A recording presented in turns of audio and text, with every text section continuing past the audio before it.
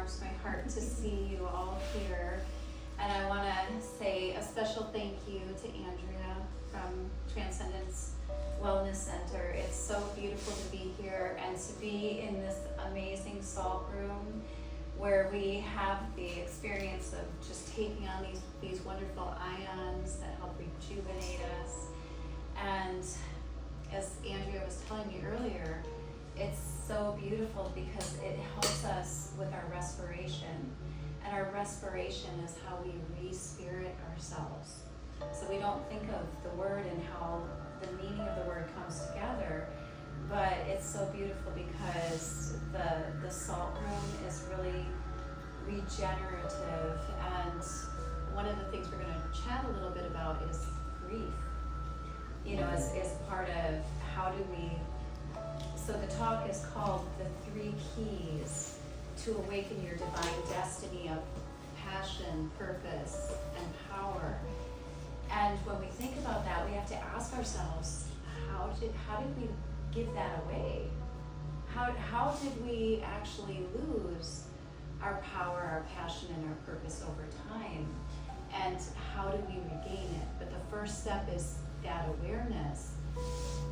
Where did it go? And so it's a beautiful gift to know that as we're sitting in this beautiful salt room, the salt helps to alleviate depression and anxiety. And I believe a lot of that is because grief sits in the lungs. Mm-hmm. And so my mom and my dad both passed, and they both had congestive heart failure. And I feel a lot of that was that suppression of grief that sits on the lungs. So if we can actually sit in a space like this, it helps us to feel rejuvenated. Oh, you're okay. You're okay. Is that a, oh, there you go. It might be a better place. There you go. You want to make sure we're all comfy. This is a wonderful opportunity to make sure everybody's comfortable. So that is fantastic. I'm glad you're making yourself comfortable. Well, I was spying that and I went, wait, this one was so lovely, and there's the twin, so I went and rescued it. There you go. Yes. That's beautiful. Okay, I think we continue. should take a picture. I'm so sorry. Go ahead, continue, dear. Okay. So when we think about where have we given away our power and our passion and our purpose, it helps us to really dive in and say, you know, for so long we were taught you have to push it down. Like if you have feelings, I know one of my greatest memories of feeling that suppression was dealing with an abandonment wound. And it happened with my mom when I was just a small girl. And I just had a couple incidents that I really remember. One was, I was in JCPenney. So I grew up across the river in Fountain City, and JCPenney's here in Winona. And I was the youngest of 6 kids, and so I always got the hand-me-downs of all of my siblings and cousins. And so we ended up at JCPenney's. I was maybe 5 or 6 years old, and I remember all the other kids getting new school clothes. And I said to my mom, "Can I please get a new pair of jeans?" And she said no. And it was just a flat no. But I got upset, and I said, why is it that why can't I get something new? And I just felt this, like, that I just wasn't loved enough, wasn't worth enough, and so I got upset and I had a tantrum in the store, and my mom's like, if you don't, you have to stop, and I just couldn't stop. And so she pulled me out of the store, and we pulled over next to the housing project, which was right next to JCPenney's, and she said, you need to stop now, and I couldn't stop. So she told me to get out of the car. And I got out of the car, and she drove off. Oh. And that was, I know. How old were you? I was maybe 6. I was very, very young, but I remember that. And what was so funny is when I was taking care of my dad when he was on hospice, the hospice nurse was there, and my dad said, you know, Barbara, she knew how to put those kids in order. I remember one time she made one of them get out of the car, and I was doing dishes in the kitchen and I overheard, and I said, Dad, that was me. And the hospice nurse was just, oh my gosh, that must have been just awful. And I said, it was. I said, you know, it's taken me many years to come to terms. And the thing was, is my mom grew up with means. You know, we didn't have a whole lot of means with 6 kids. And so when it was probably my mom not knowing how to deal with not being able to give me the things that she felt, you know, were always provided for her. And it probably, there was some shame there, probably, you know. And so I look at things with compassion through the eyes of what people might be experiencing, and that's what's helped to provide me with peace, to help me to come to terms. So as we look at different events, you know, one other thing with my mom was one of my greatest teachers. So she caused me to have this experience with abandonment. And that experience was something that allowed me to grow. It allowed me to show up in the world in a way that it started a progression of being a lone wolf.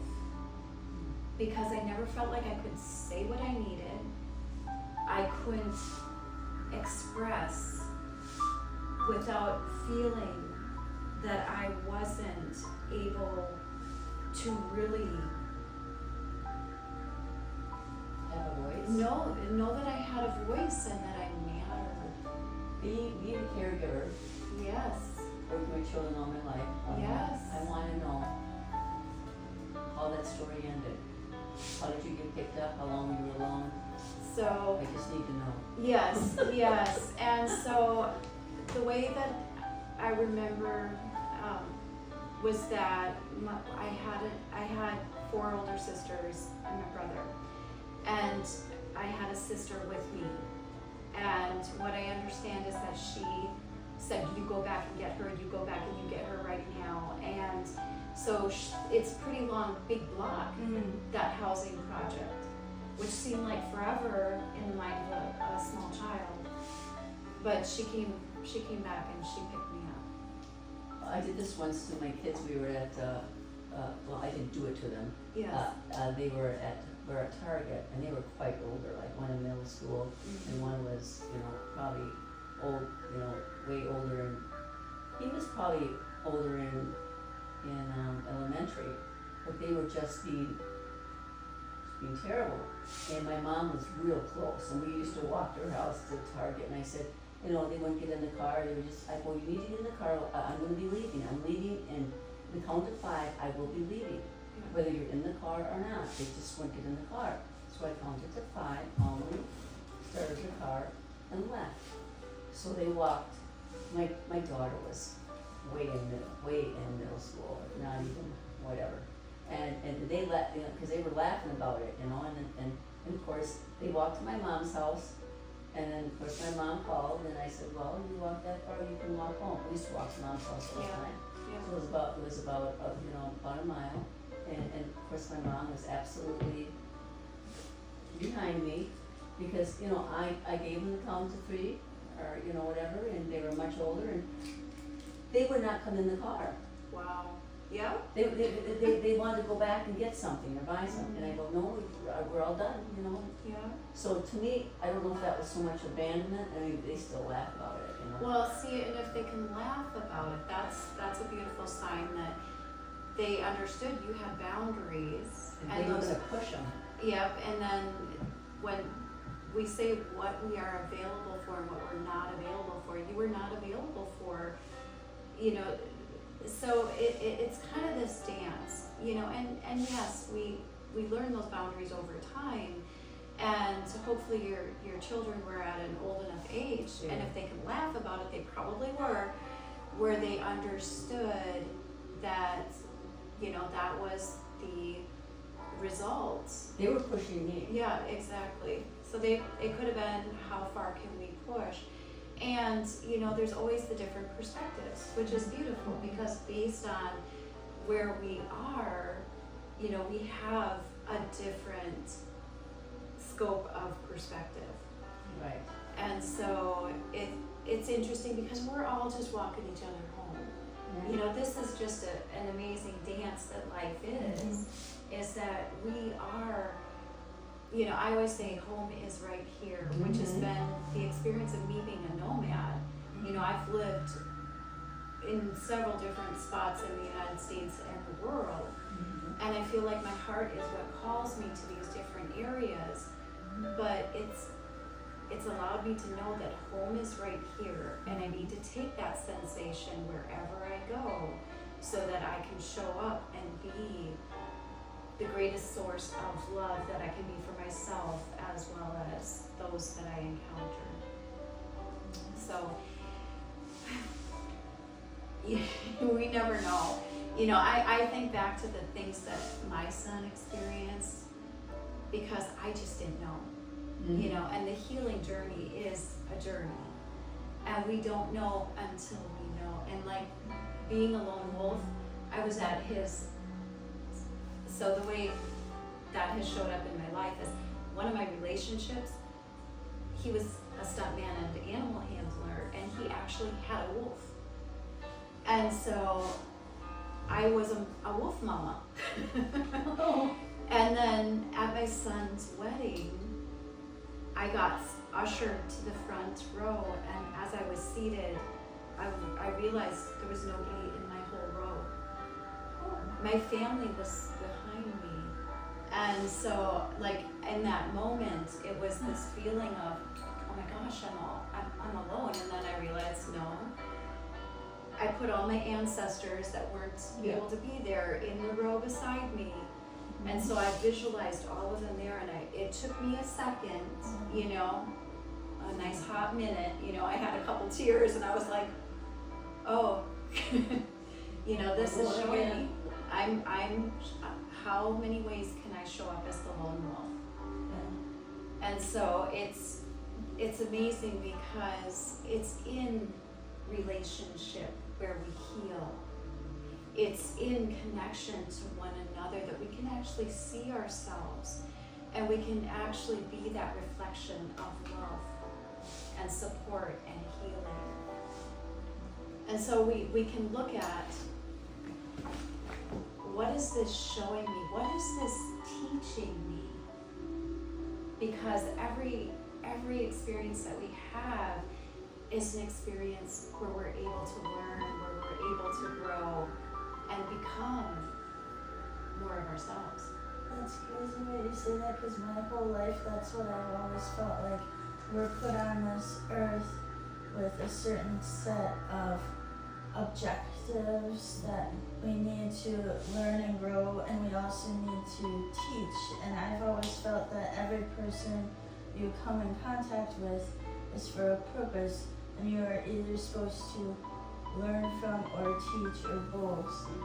And not all of those, some of those relationships and those learning and teaching moments are quick, and some of them are more extended. And but that's weird that you say that, because that's how I've always thought of it as well. Beautiful. Yeah, and sometimes it takes us longer to realize that. Sometimes we react and we don't realize because we get triggered. Yes. And so what I like to say is our gold is in our triggers, because they're trying to show us where it is that we still have yet to heal. So it can be a song that's being played that can trigger those emotions. And it can even be the people that we're with that are playing the songs, and we're like, did you like me to play that song? Because it's like bringing something up for me. but it's like the triggers of the experience that we're in that are helping us to understand there's something underneath that. And it's something that's somatically, so somatic means in the body. Mm-hmm. And so when we allow ourselves to feel, because it truly is, you need to feel it to heal it. Mm-hmm. So the stuff that we were taught we had to suppress because we couldn't express it. We were taught that we needed to be seen and not heard, or maybe even sometimes not even seen. Go to your room. And so it's the allowing ourselves to feel, where have we held on to that in our body? And when we use our breath to re-spirit ourselves, our respiration, to get underneath it and find out where are we holding it? Where are we carrying it? Where did we put on that armor where we had to protect our heart, or where did we take it on and where is it weighing us down? Because a lot of times we build that armor up around us so that we can protect ourselves either from being seen. It kind of is a protection of not allowing people to get too close so that we're not hurt again. And some of us have experienced narcissistic abuse where other people are projecting things onto us, or diminishing our feelings, Or diminishing your worth diminishing your worth. or your abilities. Yes. Very true. Diminishing our worth, diminishing our abilities. Because we all have these gifts and abilities, and sometimes people don't want to acknowledge that because it either makes them feel unworthy. Or they want, when you say power, there's personal power, and then there's power that you use over others. Exactly. And so that word power is a little tricky. So as soon as you said that, I'm saying personal power. Personal power, exactly. It is personal power because each one of us has our own capacity to build our personal power, but not to use it against others. exactly, because that would be force. That's force. Okay, thank you. So the difference is, and there's a beautiful book called Power versus Force. Okay. So force is when we're trying to use energy to create that sense of control. Control, yes. And Manipulation. And manipulation, exactly. Mm-hmm. Yes. And so when we actually take back our own power, we're allowing ourselves to create a boundary where we can create that sense of safety and protection and well-being for ourselves. Because if we do not create that, other people will take advantage, especially if you tend to be a nice person. That's the problem. We talk about this all the time. Andrea and I talk about this all the time. All the time. We're very nice caregiving people Yes. and very, very capable and very bright. I mean, there's 7 types of intelligence. So, and all of us are bright in our own way. And caregiving, so a friend of mine, a dear friend of mine has a debilitating disease. Mm-hmm. Her mother and father have caregivers that take care of her. But he actually used this in reference. He said actually her caregivers are life givers.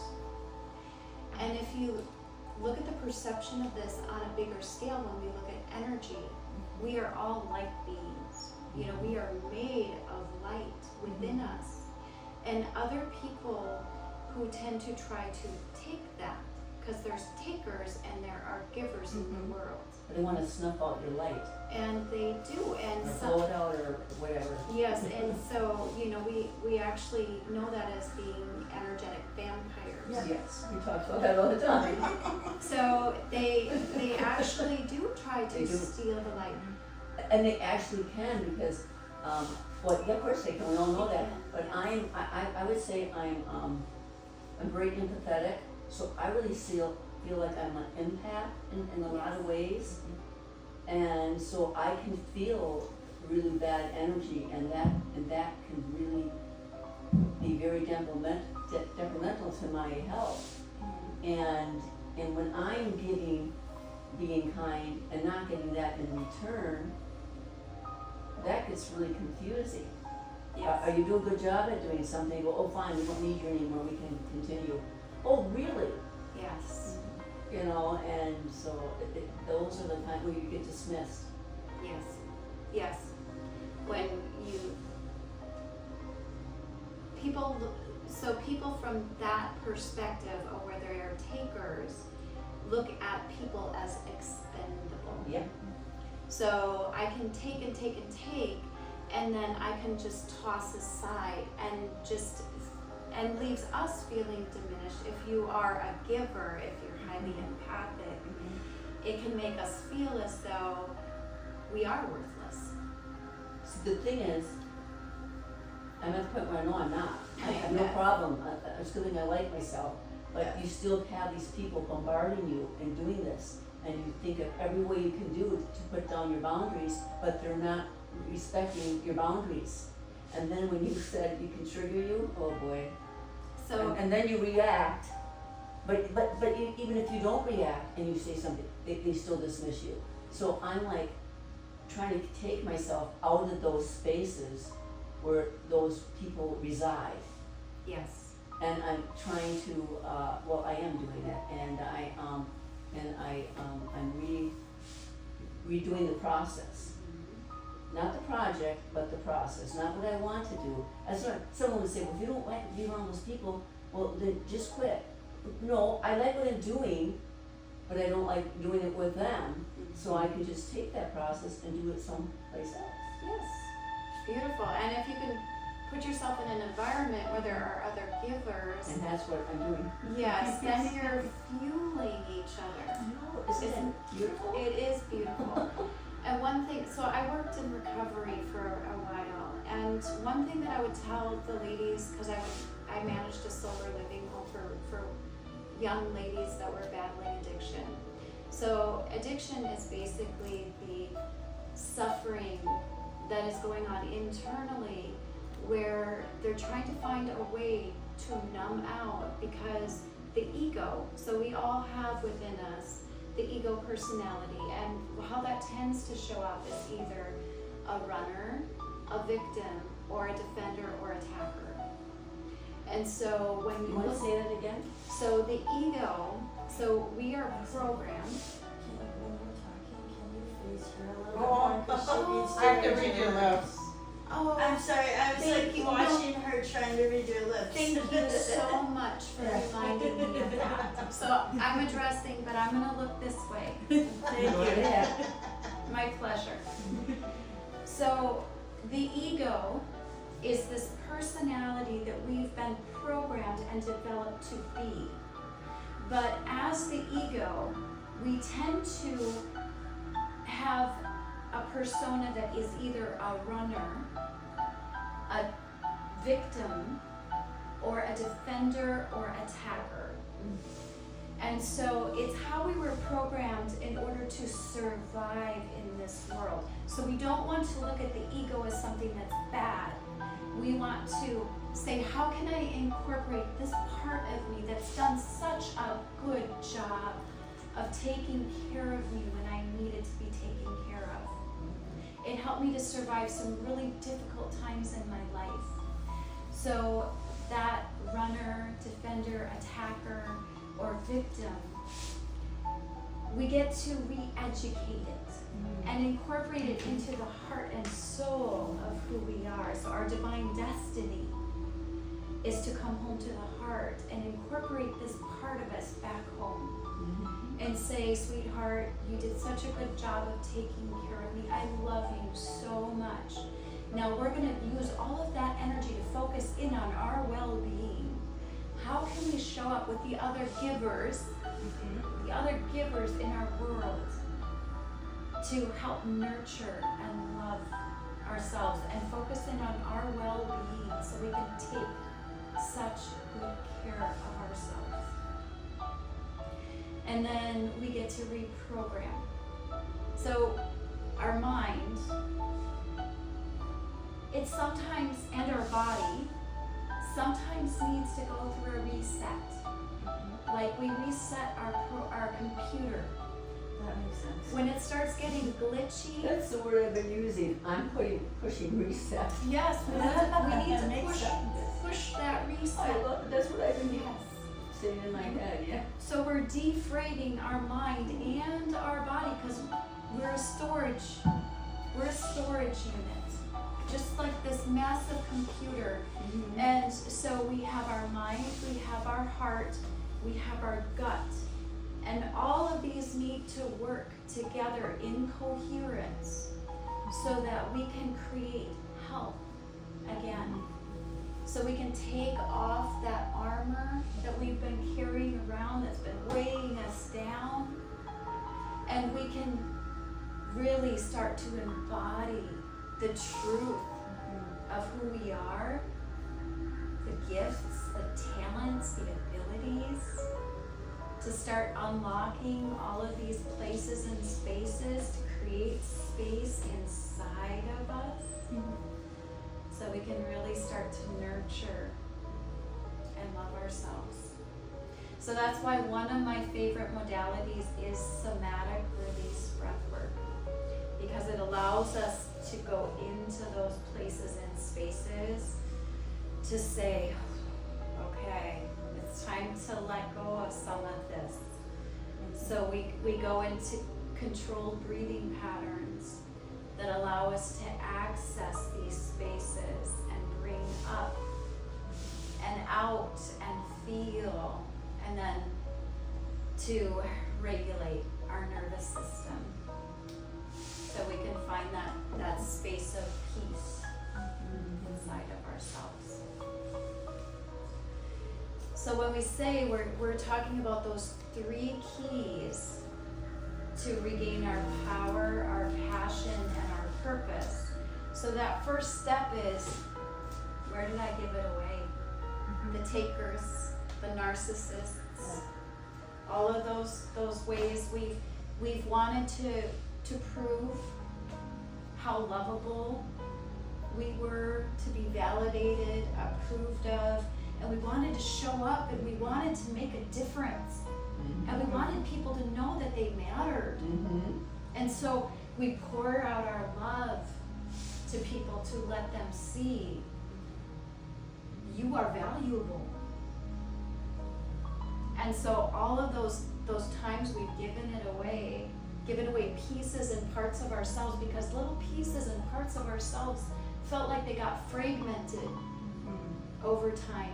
You know, because I gave away a piece of myself here and a piece of myself there. And so we're calling back all those pieces and parts of ourselves and saying, you know what? I know that I can bring all of those pieces and parts of me back in. And, you know, I look at life as it's maybe not even just this lifetime. It could be past lifetimes. It could be what dimensions, lifetimes, realities, timelines did I give away these pieces and parts of myself, and now I know that I can call all of those fragments back home to my heart, knowing that I can actually ask that source, God, love, those are all synonyms for me, for bringing all of those parts and pieces clean and clear through love, and bring them back home to my heart so I can feel whole again. I don't have to feel like parts of me were dismissed, but I am calling them back home to me because they matter to me. And now I can bring back where I've given away all that love, because it truly was me wanting to love someone so deeply. Calling all of that love back home to me, where it was dismissed and it wasn't truly received. So bringing all of me back home to me. tend to lose our sense of self, especially if you're an empath. As an empath, we absorb the energy that's all around us. We're so fine-tuned into what our environment needed as a small child that we learned how to get that love and approval and validation, to be the good girl or the good boy, to show up, so that we were received, where we weren't diminished, where we weren't expendable and thrown away. And so the first key is taking a look at, where did I give it away in the first place? And then to realize those past stories, because I have a lot of stories. You know, I've been divorced, I've lost my sister, my mom, my dad, they've passed. And I still have family. I still have 3 sisters left and a brother. I have my family, I have my son, my daughter-in-law, my grandbaby. You know, I have those other people in my life that I get to make sure that I'm coming into my wholeness, letting go of those past stories. Because those past stories, if I keep regurgitating them over and over again, it's kind of like, I've been through a lot of talk therapy, probably a decade of talk therapy way back when. And in that process, you know, we repeat over and over and over again the stories, you know, and so I can relate with people on a lot of different levels based on my experience. And I feel like every one of those experiences has helped me to be relatable. And as an empath, part of that story was I was diagnosed with fibromyalgia 20 years ago. But what I came to understand is it's a disease of empaths. Because we're constantly giving our energy away, we're constantly looking into the environment. What does the environment need? How do I need to show up in the environment so that I'm safe? But as I do that, I'm not being me. I'm putting on a mask for everyone else. So if I've met 1,000 people in my life, I've put on 1,000 masks to be who they needed me to be. And it hurt. It hurt to have to do that. And so as my focus became, how do I bring that love in? And how do I show up for me and my well-being to know that I am my number one priority? Because if I'm not my number one priority for my health, my well-being, my healing, I can't show up for other people. Because I have to be a vessel that's full. And then I need to give from my overflow. Because if I'm not overflowing, I'm constantly giving myself away. But if I have an overflow, there's more than enough. And then when those emotional flashbacks happen, the triggers, then I can spot them when they're happening. And I can say, what is this here to teach me so that I can show up? So our triggers, this is another key, our triggers are helping us to heal. So then we can be aware in the moment. Yeah, you feel it to heal it, and you say, oh my gosh, this is real. I'm really feeling this in my body. You know, where am I feeling it? And tune into your senses. You know, because if we can be present in the moment, then we're not in the past. Because if you're triggered, you're not present in the moment. you just went backwards in time. You are living from a past story, a past point of reference. Living that pain and abuse, whatever you want to call it. Again and again and again and again. You keep hurting yourself. Oh my gosh, how painful is that? Very. So painful. So It is. And it's taking your energy and it's keeping you from going forward. Yes.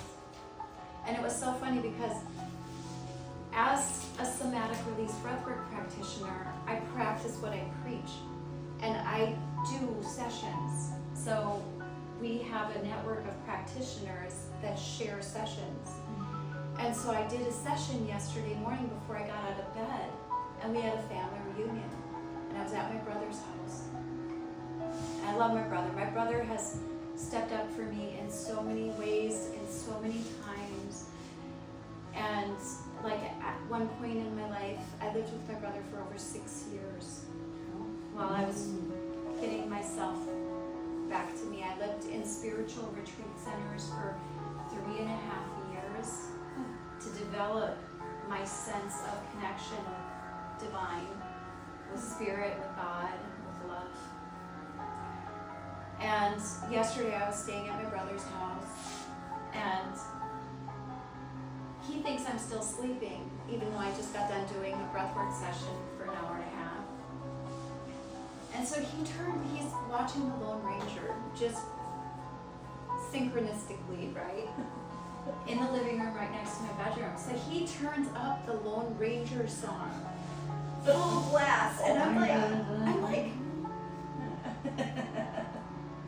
you know, you couldn't plan this more perfectly.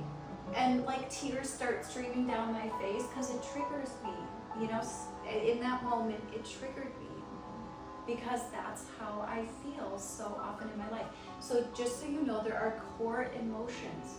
So Dr. Margaret Paul's work, so I worked as a transformational love coach. For 3 years I was the head coach for another program. And so in that process, I went through Dr. Margaret Paul's training. And so she has this beautiful process that she does called inner bonding. And you dialogue with your inner self. So we have two aspects of feeling. So we have our feeling that is core wounds. So that's what takes us back into the past, that triggers us. And then we have the existential pain. So that is loneliness, helplessness, and heartbreak. And when you can actually go into your body and feel it, that Lone Ranger song, Yeah. it was capturing helplessness. Because I felt helpless in the past when I've given my power away because I've chosen relationships and tried to be what they needed me to be in order to be loved. And so it triggered loneliness because I needed to become my own best friend, to set the boundaries, to be able to show up and say, I'm available for this. I am not available for this. And if it's not a good match, it's just not a good match. And so I get to love myself and realize, what is this teaching me? But that song, The Lone Ranger, it brought me heartbreak, it brought me helplessness, it brought me loneliness. And for a moment, outrage. Yeah. But it was a teaching moment because it said, you know, it was like in that moment, I got to feel it, I got to cry, I got to uncover another layer. Did you know before that moment that song was a trigger, or was No, that like out of the blue? no, not at all. That's crazy. Did you hear the words? It's Lone Ranger and his buddy Tonto, Yes, or his yes. sidekick, or whatever he was, Yes, his yes. trusted buddy. It's crazy when the out of the blue, like something you would have no idea would trigger you. Exactly. Does that to you? Exactly. But remember, the Lone Ranger has a friend, Yes, Tonto. and he does.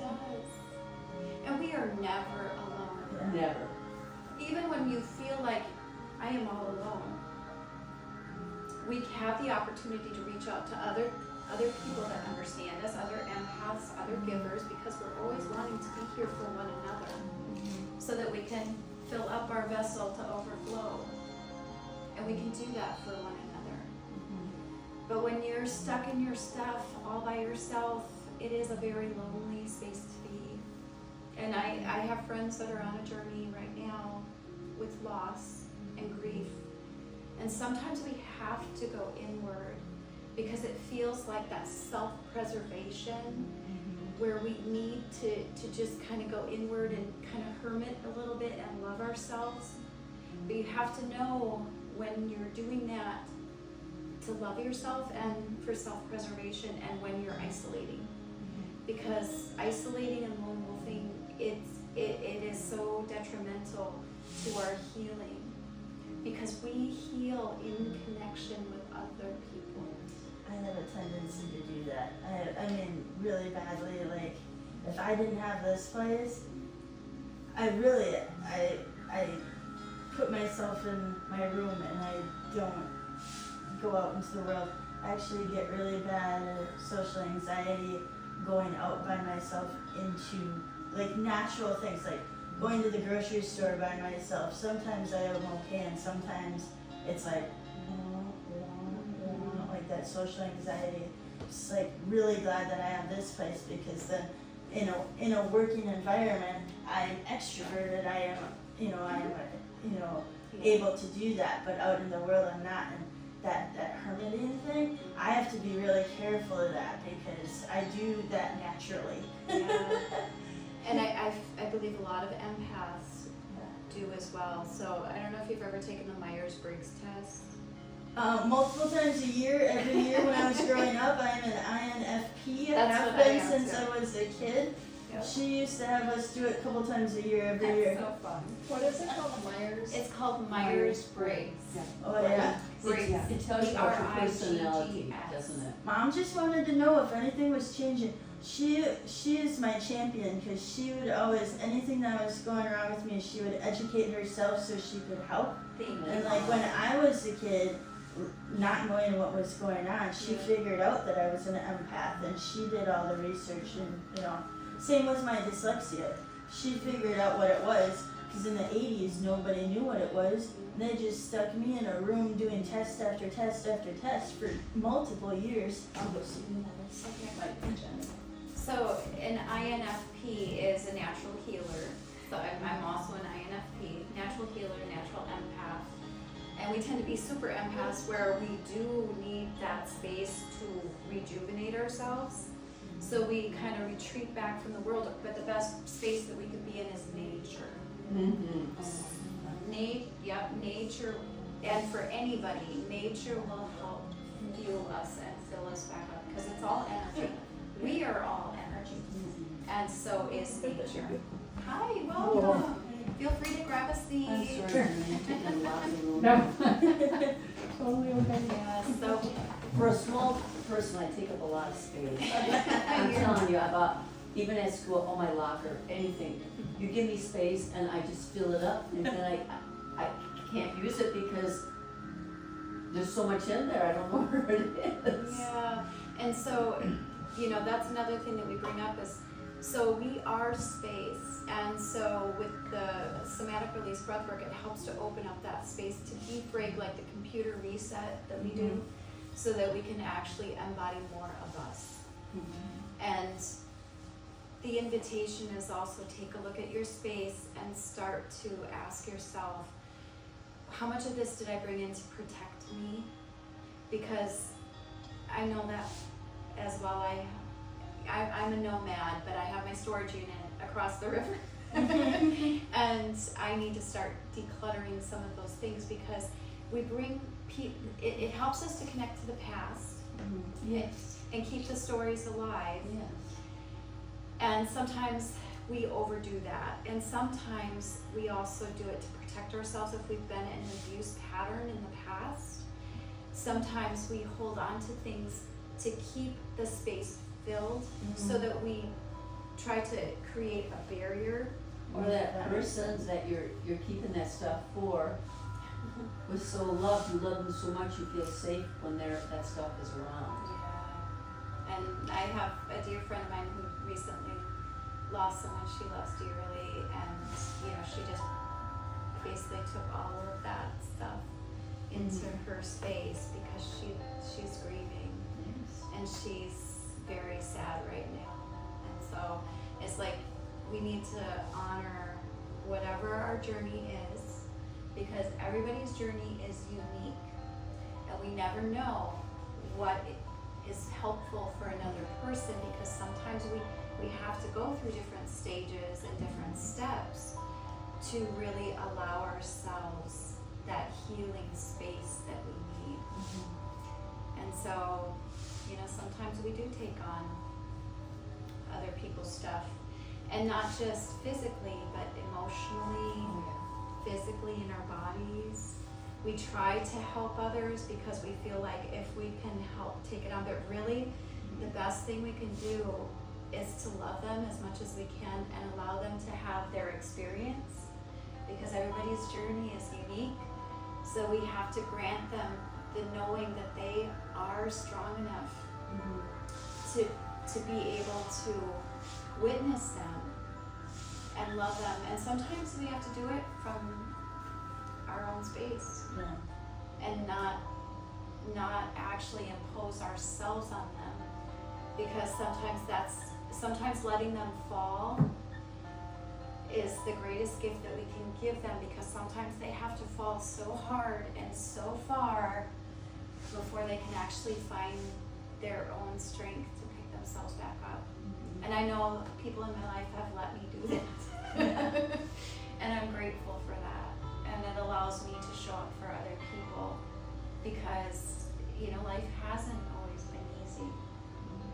Through all of those trials, through the struggles, through everything that I've experienced. And, I'm not, like I said, one of the keys is to not be tied into the past, because the past stories are going to keep us from the future.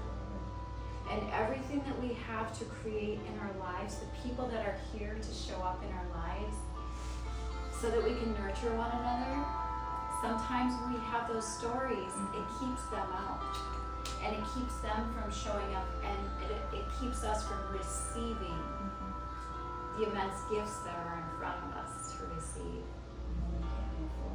No, because this is weighing us down. And one thing I like to tell the girls that we're in recovery is that it's a constant battle sometimes. So depending on what you're going through and what stage of suffering you're at, so the pain that we go through in life sometimes is not our choice, but the suffering that we allow ourselves to endure in the process of healing is. Or if you want to break a pattern.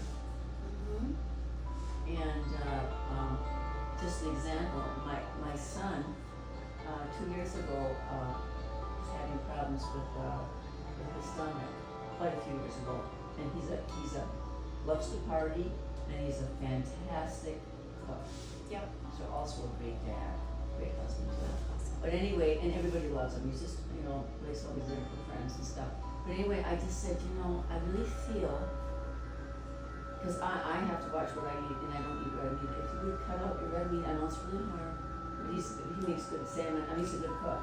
And liquor, I really feel, you gave up beer, but I really feel you need to stop the liquor. You need to consider about not any liquor intake. So anyway, Mother's Day weekend after that, he called, and sure enough, he was really scared because he was really having some issues, and they're going to check to see if it was, several things, and it was diverticulitis, not OSIS yet, but colon cancer runs in the family on his dad's side. Scary. And his dad had colon, removal. So anyway, I prayed for him, and he said he wasn't sure of what the outcome, but I said, well, I'm pretty sure you're going to be okay with the cancer part. But I think what's going to happen is you're going to have to really consider doing a big change. And so sure enough, what I had predicted 2 years ago, and I didn't bring it up the last time, it was the alcohol and the red meat. Yeah.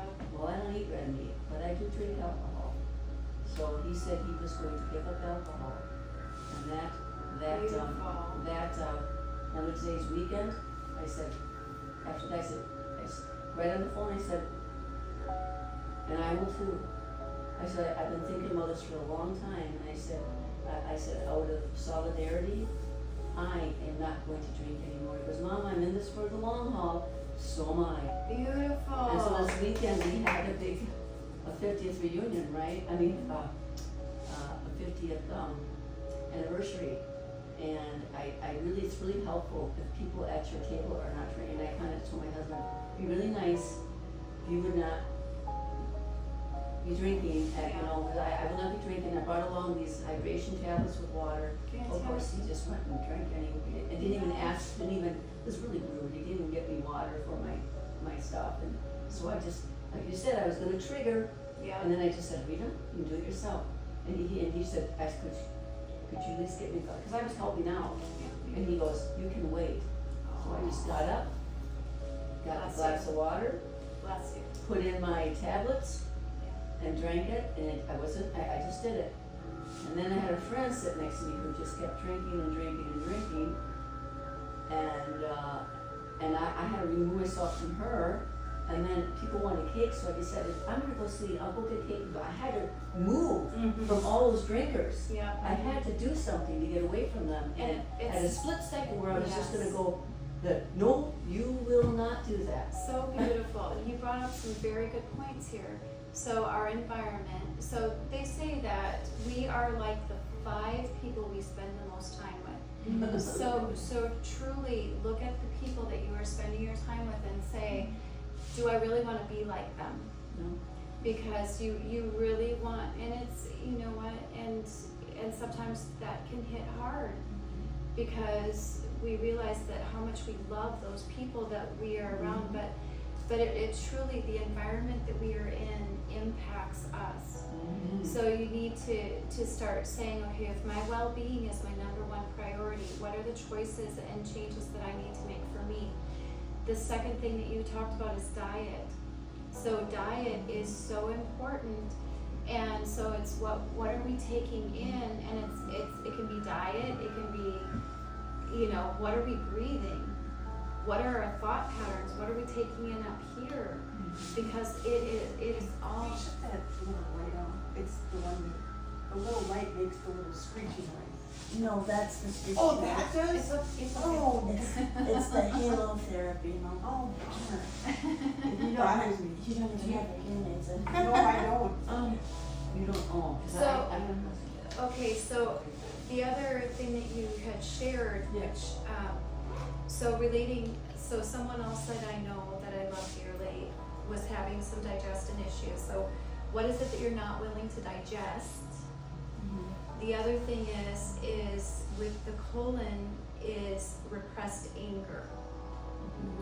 So that could be something that could be the next step in healing, is asking, what am I repressing and not willing to feel? And how can I, in a healthy way, let what's inside of me to come up and out so that I'm not holding it inside of me anymore? So those are all really, that's why I wanted to hear what you had to say, because I knew that it was coming around to a very valuable moment to share with everyone here. So we talked a little bit about the ego. So we reprogram, so we let ourselves have that moment of reset and reprogramming so that we can actually incorporate the ego into who we get to be, so it can actually help support us instead of being in the survival pattern and program. How can we retrain it so that it can help us to thrive? Because we are meant to thrive. We were born into this world to thrive. But if we're constantly putting on a mask and being something for everybody else to get love, approval, validation, it's, how do I get to bring all of that love, approval, and validation for myself to know that I'm worthy of love? And sometimes if we're caught in patterns, so one thing I wanted to bring up is with those ladies in recovery, it allowed me to see how we are in a constant battle of light and dark. And when we're in that state of suffering, the darkness has a hold on us and it won't let go. And you have to literally shake it off of you or kick it off of you and say no. Because the light is standing there and it is saying, I am here. I am here, but you have to choose me. If you cannot choose me and you're gonna let the dark you have to be able to choose you. And you have to say no. It's like the cartoon when we were young and we had the devil on one shoulder and the angel on the other, and that little devil will grab you and it will pull you in, and that ego needs you to survive. That ego needs, because if you don't buy in to the anxiety that you're feeling, or the depression that you're feeling, or the anger that you're feeling, or the reactiveness of the trigger, and you don't dive into its program, you don't need it to survive. It needs you to continue to be alive. And once you start to realize I'm a runner, I'm running away from my, when something comes up and it's triggering me and I run away, then I'm not present now. I'm back in the past. I'm back in the experience that hurt me. And then the ego takes over and you start to spiral again. Or so running away, I'm the victim of the circumstance. So how do we cope when we're a victim? Sometimes we retell the story because we feel like it's going to have other people feel sorry for us. Or sometimes when we're the victim, we actually suppress and we hold it in. I was raped when I was 17, and because of something that happened with my dad, and he told me, well, you probably deserved it, not for being raped, because I never told anybody. Because I was afraid to tell anybody, because I was afraid for him to say, you probably deserved it. Because of a different experience, unrelated, that I thought he would say that. Yeah. And so it didn't allow him to have my back. It didn't allow him to show up for me. And so I just shoved it down. And so it didn't come up until I had a similar experience. And then it flooded back. And then I suppressed it again. So I talk about a challenge that I do once in a while. I do this free challenge, and it's called the Raw, Real, Naked Challenge, where you look into the mirror, full body mirror, and you just gradually for 30 days, you start 1 minute a day, then 2 minutes, then 3 minutes, then 4 minutes, up to 30 minutes that last day. That's a long time. It's a long time, but what happens is, so it's I'm gonna need a chair. That's okay. That's okay. Do a full length mirror chair. That's fine. And it's like knowing that you're building this muscle of compassion and this well-being muscle of worthiness and love for yourself, because sometimes it's difficult when you're just starting out that journey, and a lot of women have this tendency to actually be so self-critical of how they look, how they sound, and so it's this really painful experience sometimes. I think that women are so self-critical to the point where they don't even realize they're doing it. Like, oh, my hair is terrible, or oh, I just don't look great today, or oh, I could have said that better, or and like it rolls off your tongue so easily. And to be so self-critical, it's just like become the nature of women, honestly. And I think it's so much harder to then stop and be like, oh, stop saying that. that to yourself. You know, like, One thing I noticed is women will say, if they bump into you, they'll say, oh, I'm sorry. Whereas men will say, excuse me, Yes. you know. yeah, It's because a we have to different- apologize have for to apologize existing. for it. How many sorry, how many times do we say sorry? And that is Yeah. something I am working on. Yeah. I was upset with the nursing home, and when I called the nursing director and told him how I felt, and I just said, well, he's new. I said, well, I'm sorry, Chuck. I went, wait a minute, I'm gonna take that back. I'm not sorry. It had to be said. What I really want to say is, thank you for listening. Thank you for your time. But I That's took good. that sorry right back. That's good. Beautiful, yes, and we are conditioned. Women, It does, like Andrew said, just go right out of your It mouth. does. You don't even realize you're doing it. Like, Like you said. putting yourself down is a way of holding yourself in that past, I think. I And bumped it's into you. just so conditioned in us to do that it actually takes work to like stop yourself and be like, oh wait, I'm not sorry, or wait, my hair isn't bad, or you know, like, yeah, exactly, and we are totally conditioned to be sorry. yeah. And so, an invitation here is, how can you be unapologetic for being you? Mhm. And standing in you can get your Wonder Woman pose on, and you can stand in front of the mirror when you're doing your raw real naked challenge. And so what that does is it helps to build self-compassion. It helps. So we're told that the eyes are the windows of the soul, and they are the windows of the soul, because if you keep looking into your eyes, at some point you pierce this veil, and you actually connect deeply inside of you with your heart.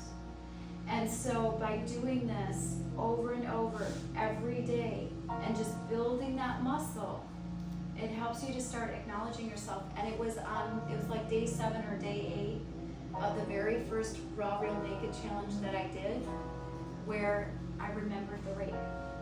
Oh. And that's one reason why I wanted to bring that up, is there's things that we push down that until we start looking at ourselves, we don't realize that we're doing that. And so sometimes we can open this doorway where we can actually allow ourselves the space to feel it, so that we can actually heal it. And the healing happens in layers. A lot of times it doesn't happen, like right now, but it's like uncovering these little nuances and experiences that actually start to put the puzzle pieces together. Because we don't realize that when we gave away a piece of ourselves here and a piece of ourselves there and a piece of ourselves there, that we gave away our sense of self. So it's like, I'm bringing this piece back. I'm bringing this piece back. And eventually you get to that point where you start to feel more secure and safe in who you're being. And having a space like this that you can come into is so generative and so healing and uplifting that it naturally allows you to put that focus on you, and so that you can allow yourself to know, I am worthy. Yes. I am lovable, and I'm giving myself this time and space here so that I can truly allow myself that reset to create Awesome. space.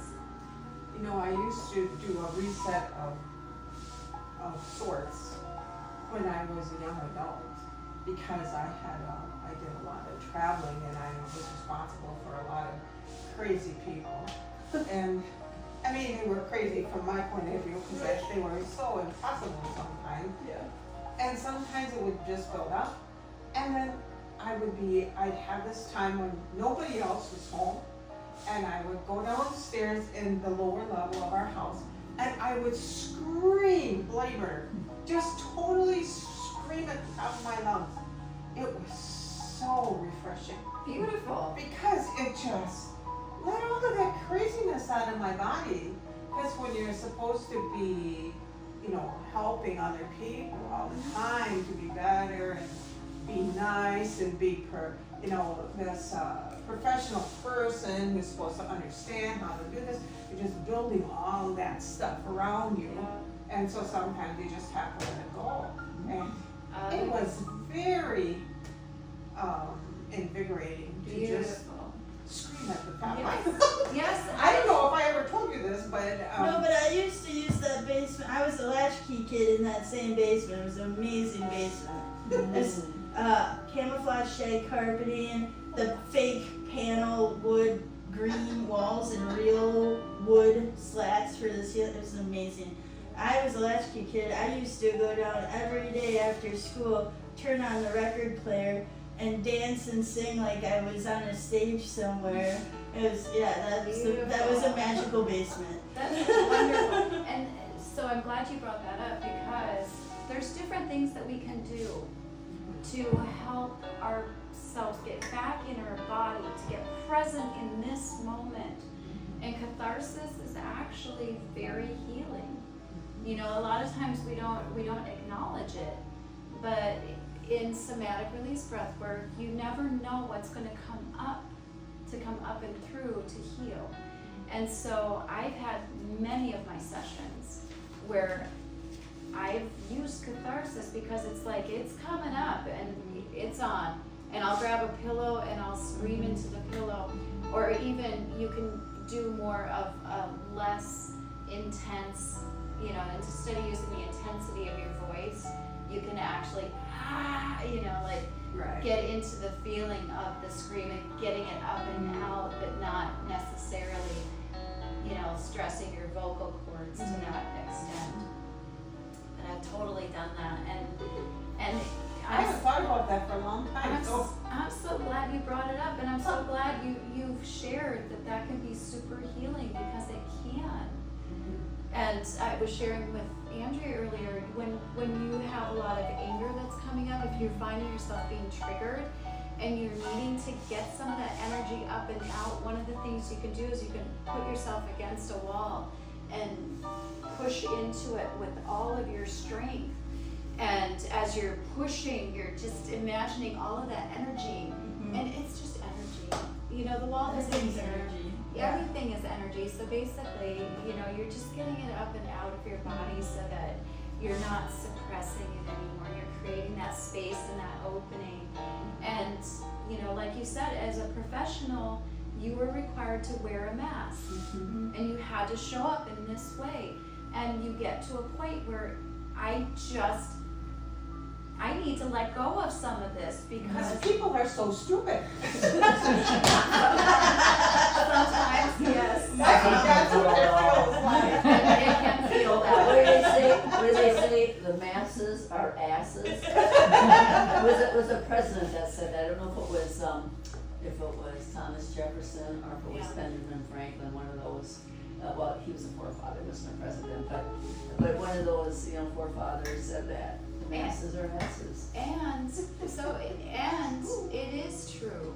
And so if the masses are asses, how often are we trying to conform to the masses and the asses instead of allowing ourselves to truly be authentic, to allow ourselves, instead of wasting our energy on the masses and the asses, how can we bring all that energy of love right here, where we truly deserve it, especially with others who are highly empathic, who are givers, because it truly is needed in our world right now to show up for one another, to create that connection, because healing happens in connection, in relationships. It's so bizarre to me that in reality it's so much easier to think negatively, to frown, to put yourself down, to put others down. All of these negative things are always so much easier than to be positive, to say good things about yourself, to say good things about others, to smile, to do all of those positive things always take so much more effort and work, and that seems so backwards and bizarre to me. And I know it to be true, because on a daily basis I am constantly being, you know, I want to manifest positivity, not just for myself, but for people around me. And then doing that, I'm conscious of it. But I don't need to be conscious of the negativity. So to me, it's like, why is that so backwards? Why is that such a backwards thing where it's just so much easier to have those negative thoughts and feelings and speak negative about yourself and others or whatever than it is the adverse? It's just bizarre to me. Yeah. And part of it is the programming, because Yeah. our programming started. So we were okay, so Dr. Bruce Lipton talks about how when we are young, we are in a state of hypnosis. So the brain waves that we are in until we're like 6 or 7 years old is a state of hypnosis. So that's where the program from society and family is created. So we show up as the good girl or the good boy. You know, we're taught, you know, you can't state what you need or want. You have to do the things that create perceived safety. And so then we're constantly conforming for the rest of our lives based on that program of what safety looked like when we were young.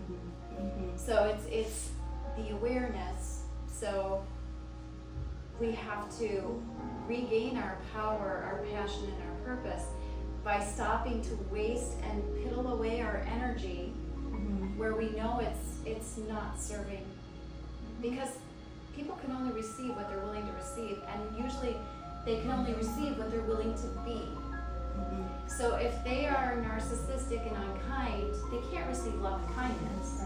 And they're not gonna change And unless they're ready to change. Exactly. But no one can do that for them by themselves. It's Exactly. kind of what you guys were talking about earlier.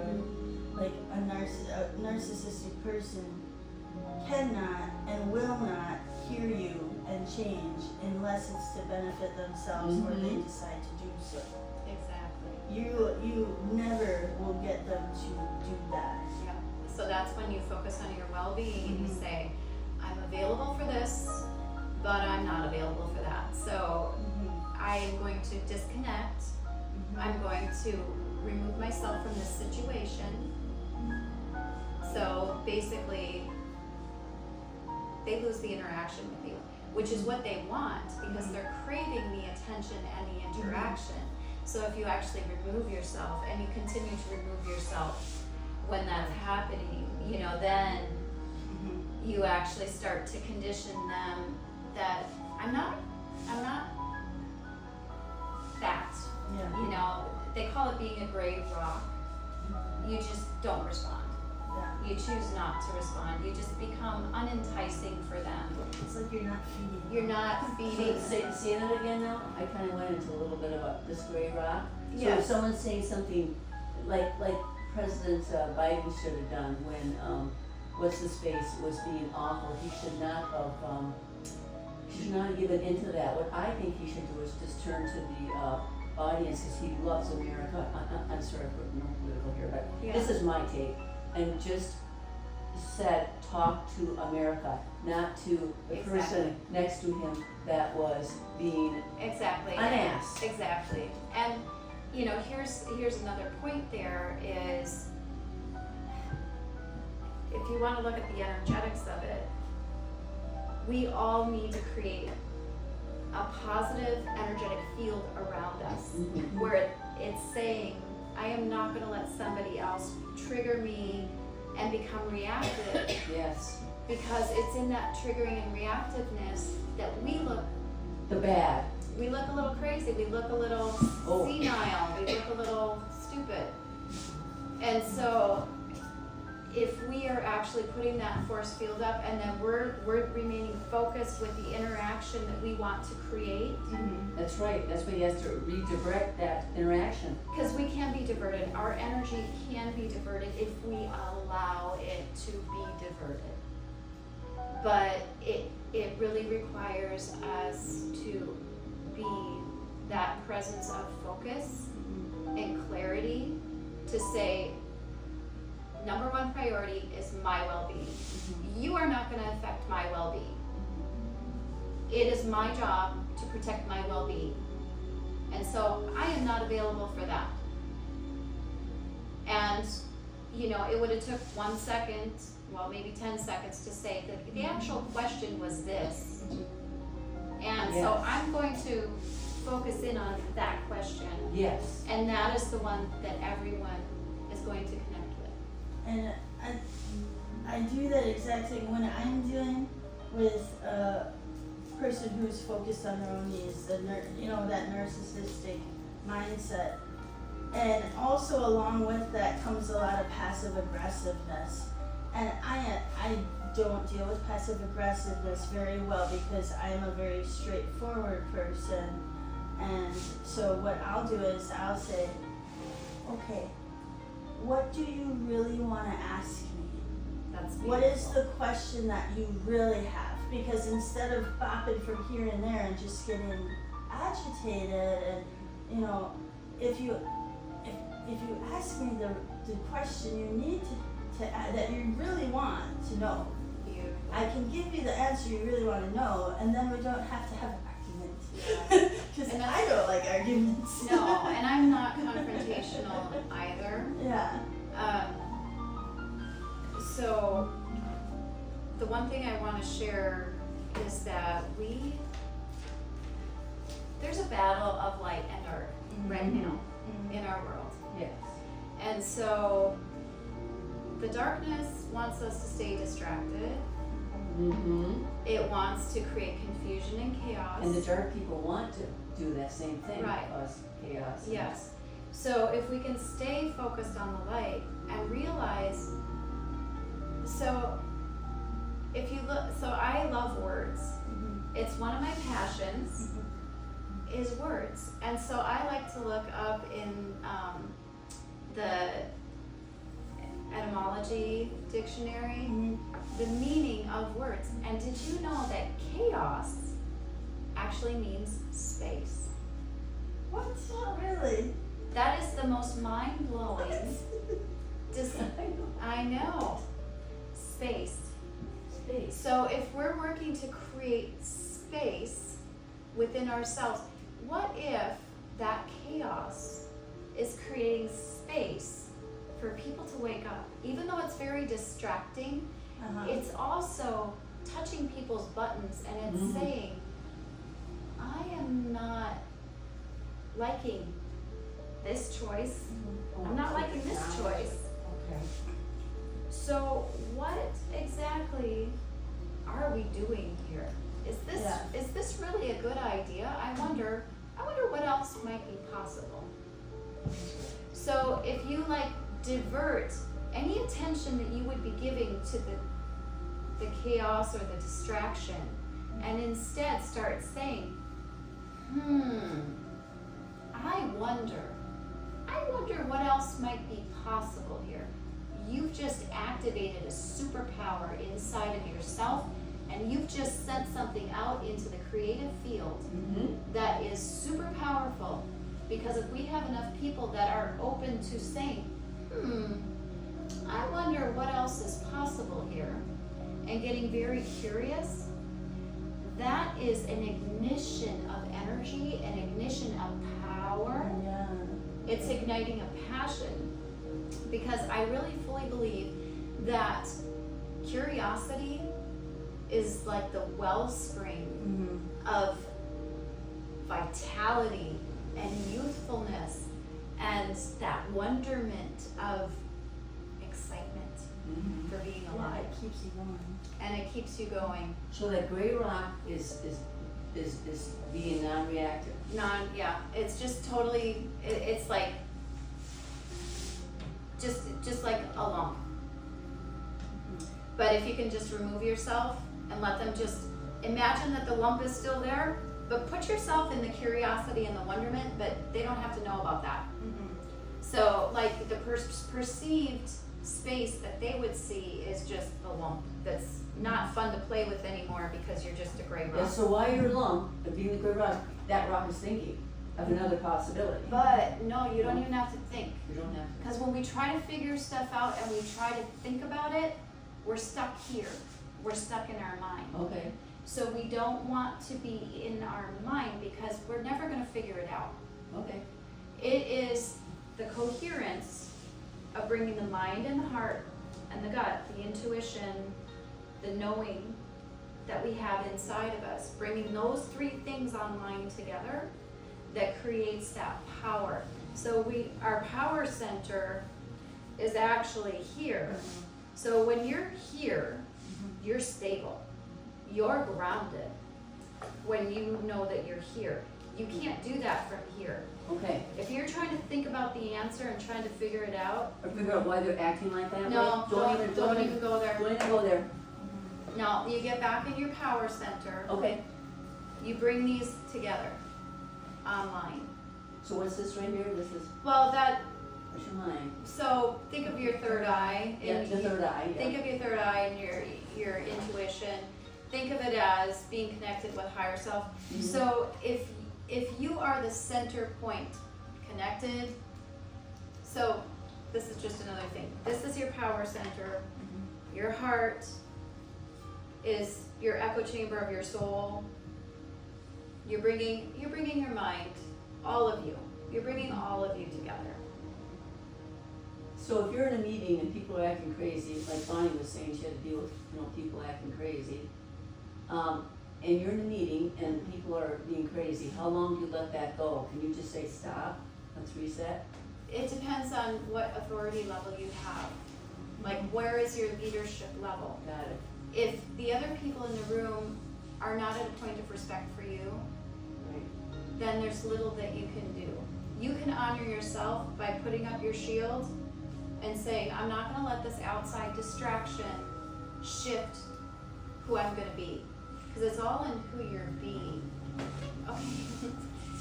So it's all in who you are being. So if you allow yourself to create that stability and know that you are the center point for you. So everybody has to be their own center point. But we each are our center point between heaven and earth. Mm-hmm. So we have the ability to connect with our higher self and the energy of source. So opening up to the divinity that's available for everybody.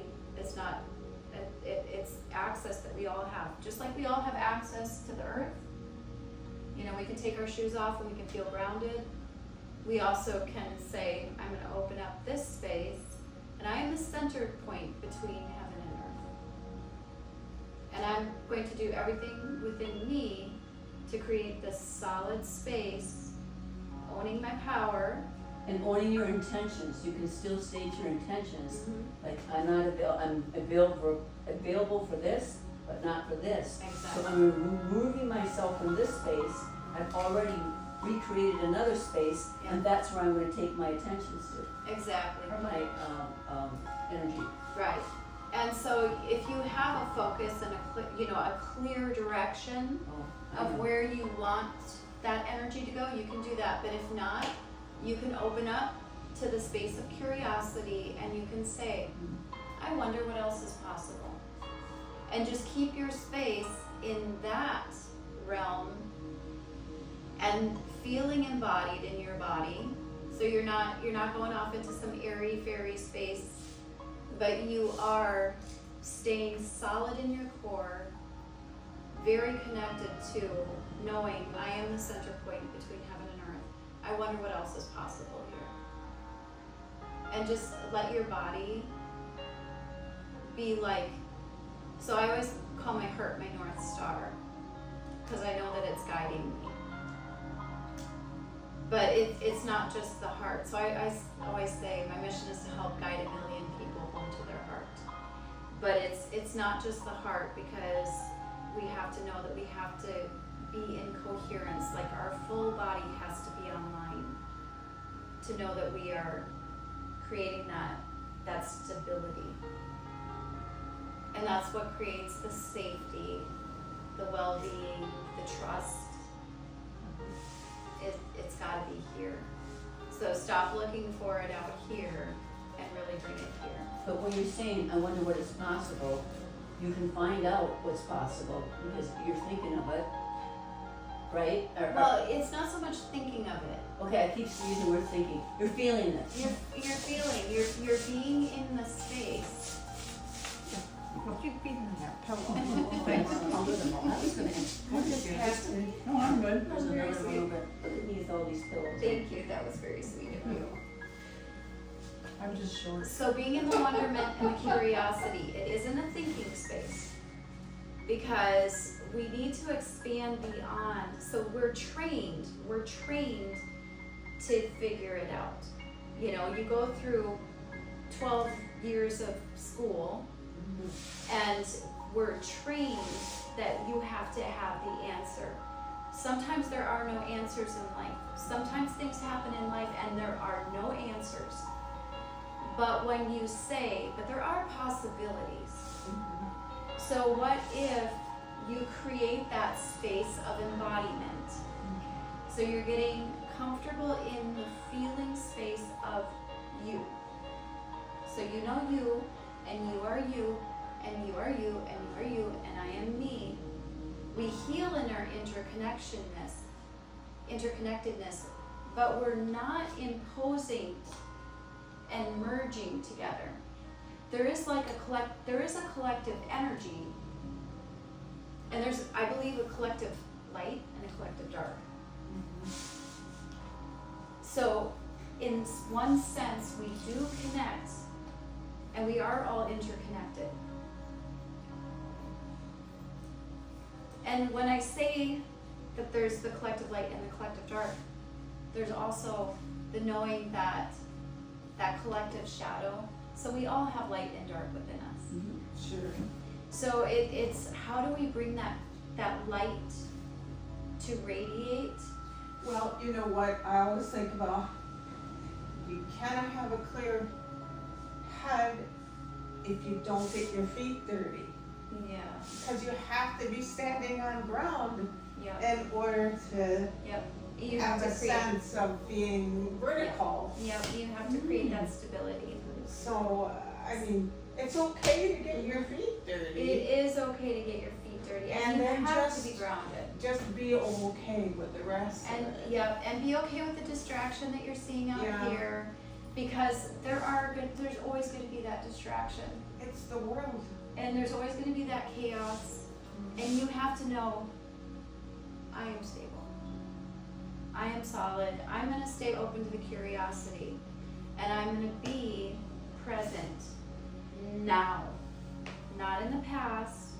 I'm not going to let the past trigger me, but I'm truly going to allow myself to be present and open, and I'm going to know that me making my well-being the number one priority is what's going to matter, and I'm going to come home to my heart. It's more peaceful. Yeah, for sure it is more peaceful. So that is what I wanted to share with you today. Does anybody have any questions? I thought we were gonna learn how to breathe. I did too. Oh, okay. So, so with the somatic release breath work, when we focus in first on triggering the nervous system into a dysregulated state. And why do we do that? We do that so that we can create the stress response in the body to know that we're allowing our body to know the sensations, to remember the sensations that are ready to come up and out. And so how we do that is we breathe in and out through our mouth, and you bring the air down into the diaphragm. When you're So- blowing out, where's it going? You're just So blowing out? Well, I'm bigger chested, I so got the opposite it here. kind of looks more like it's coming from up here, but it's actually down here. So, so you're going, when you're blowing out, your stomach's going out. yep. And we call it circular breathing because we're not really creating a space in between the in and the out breath. But what you want to remember is your foot is on the gas pedal. Because what will happen is your body will start to get a little tingly, your hands and feet will get a little tingly, your tongue might get a little bit numb. You might even feel a little bit of cramping, like you'll feel like a lobster. And so what you want to do is you slow your breath down to feel it more. So you want to try to calm that stress response down from cramping so that you actually are getting more embodied in the rest of your body. And you're bringing that oxygen in to the different areas that need it. So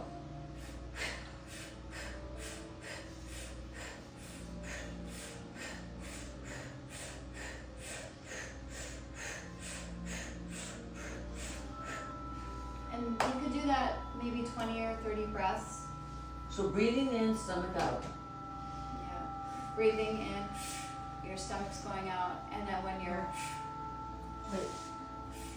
breathing in, stomach out, and contracting it inward when you're breathing out.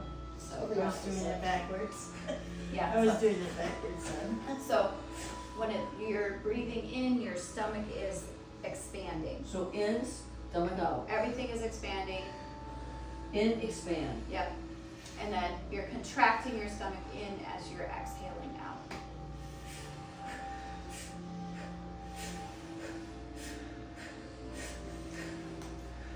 And so you do that to a point when your body's starting to feel stressed, and then you do 3 inhales in and out. So you're going to breathe in as big and wide as you can, and let it all go. And you can even shake it out of your body. And then you're going to do a second deep inhale in. Let it all go. Become empty. And then the third time in. And you're going to hold your breath at the top. And you hold it as long as you can. And when you do the breath work, it's usually an eyes closed journey, so you can go inward. And you take that biggest, deepest inhale in, you hold your breath as long as you can, and allow yourself to see, where is it that I've been wearing all of these masks in my life? What have I been holding on to? What am I ready to let go of? And then when you're ready, just go ahead and exhale it all out, let it all go. And then you go into another round of inhales and exhales.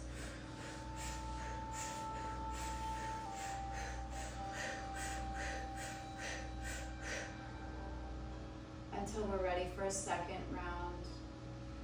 As we do that second round, we'll do another deep breath in and out. Another deep breath in. Let it all go. And next, deepest breath in, and hold it at the top again. And now allow yourself to see where you've been holding back. Where have you held yourself back from you? Where have you put on other people's problems, other people's energy? Where have you weighed yourself down? Protected yourself? What armor had you put on? And you can let all of that go when you exhale out. Let it all go. Let go of the armor. Let go of all of the weight that you've taken on. Having to carry everything that everybody else put on you that wasn't yours, that didn't belong to you. Let it all go. And then usually in a breathwork session, we'll do 3 rounds of that, so we can really let go. We can really feel into what have we been carrying. And then we'll go into regulation breathing. What regulation breathing looks like is that we're breathing in through our nose and then out through our mouth. We slow it down, feel it more. We let our exhale be longer than our inhale.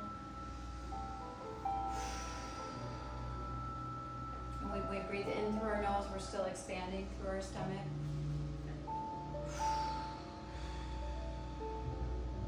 And then we go into our breath holds here, and when we do these breath holds, we're breathing in through our nose and out through our mouth.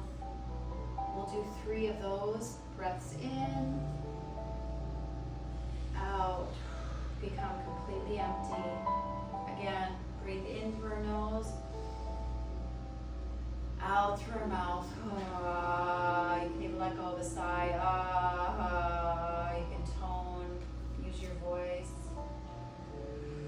You can do that on either the top breath holds or the bottom breath holds. And then the third, inhale in, exhale out, letting it all go. And you hold it out. And you hold it out as long as you can. And it's on, you never judge yourself how long you're holding your breath. You allow yourself to see, what is it that I came here to do? Who did I come to this world to be? What are my gifts, my talents, my abilities? How do I get to regain my power, my passion, my purpose? When you take that next breath in, allow yourself to breathe in the feeling of gratitude.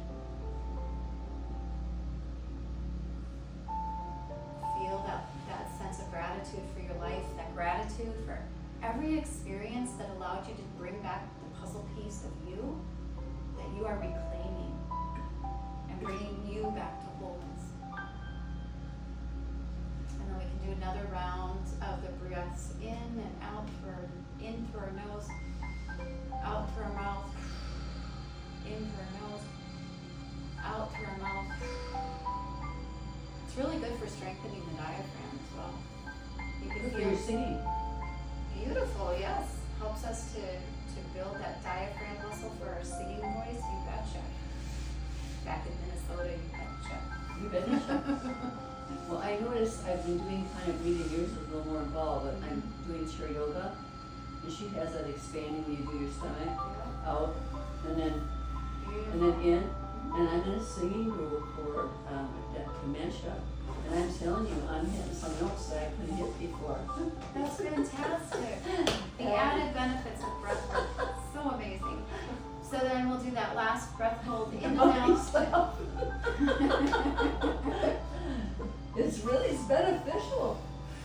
So breathe in through our nose, greatest, biggest breath in, and out through our mouth. Let it all go, let it all go. You can tone, use your voice. Biggest breath in, and let it all go.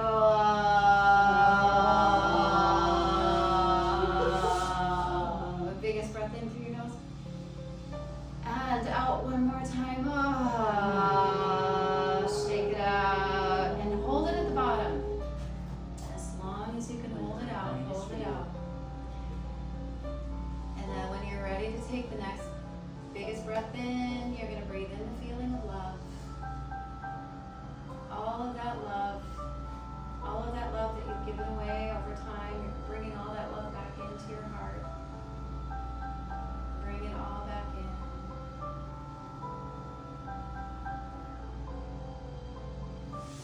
And know that you matter. You are precious. Your well-being matters. The love that you give away matters. Make sure that you're fueling yourself by filling yourself back up with the love. And we'll do more. So we're having a session on July 3rd here. Wednesday of Breathwork. So we'll do a live session, limited seating, because we're laying down on that floor. So I think Maybe like 6. maybe. I don't know. What time is that? In that room on 5:30? Wednesday. Do we need a mat? If you Why do I would need a mat. Yeah, I That's what I have meant to say. 4 yoga mats. Yeah, if you have a yoga mat, please bring it, or you can bring a blanket to lay on. I don't know if we fit more than. I mean, we might be able to fit more than. But if we're like gonna be expanding our Yeah. limbs in any way. Well, we have space probably for 6, Yeah. and then I want to make sure that you and your sister and your mom can be there. Yeah. So So we'll I think just if we say figure it out. 6, if we have 6, I Yeah. think we'll be good. Yeah. And then you guys. Yeah. So I think that'll be good. And so the space is very limited. I would love for you to join me. It is a very expansive space. Like I said, I've done 20 years of energy work and modalities in the holistic field. This has been the one thing that has made the greatest amount of shifts in my life. And that's why I became a somatic release breathwork practitioner, was to bring this out into the world in a bigger way. I would love to share it here in the community. And so, like I said, we have very, very limited spots for that. And that is And so- $60. And it's $60. So if you'd like to attend, just go ahead and call Transcendence Wellness Center. And what's the number? Oh my god. 507 507 I got around. 474-2181. 474-2181. Yeah. Okay, God, I can't believe I remembered that. So call Andrea.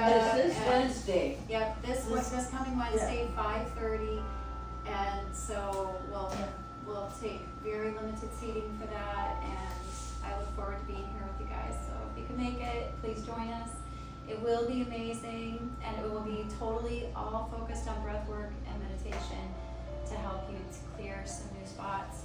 It may create some catharsis, which is totally healing. There's no judgment. Whatever happens and comes through you is coming through you and out to heal. So we're comfort, like yoga, like stretch Yeah. yoga pants or something, Exactly. something really. Something like, that you're comfortable moving around And we in. won't, and okay, And so you feel warm enough. You know, you can wear layers because you might want to take a layer off because Right. you don't want to cover up because we don't want you to feel constricted. We want you to feel comfortable. So okay. that would be wonderful. Thank you for Well, your thank you time. so very much. You are so very welcome. Knowledge.